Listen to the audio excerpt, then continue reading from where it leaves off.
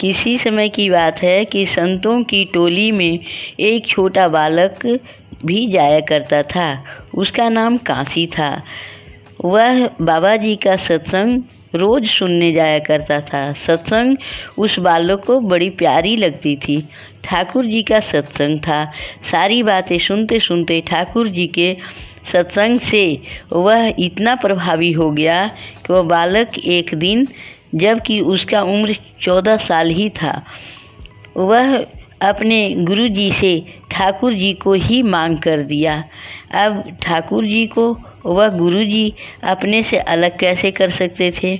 उसने बहुत विनती किया। जब काफ़ी विनती करने लगा तब गुरुजी ने एक काला पत्थर लाए।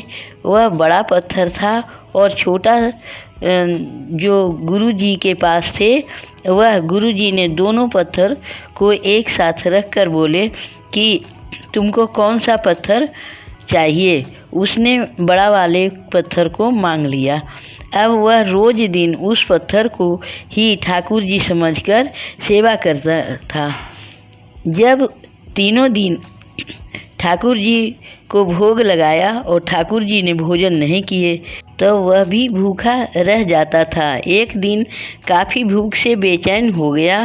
तब ठाकुर जी के आगे भोग चढ़ाकर कहा कि तुम भी भूखा हो 3 दिनों से और हमें भी भूखे रख रखे हो। आज तो खाना खा लो, क्योंकि काफ़ी तेज भूख लगी है। तुम खा लो तब मैं भी खाऊंगा।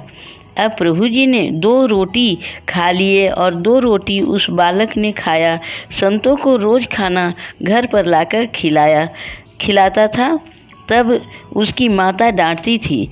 जब बीज बोने गया तब संतों को भूखा देखा और उसी से बेचकर बीज के पैसों से भोजन करा दिया। और पिताजी के डर से वह खेती में बालों डाल आया।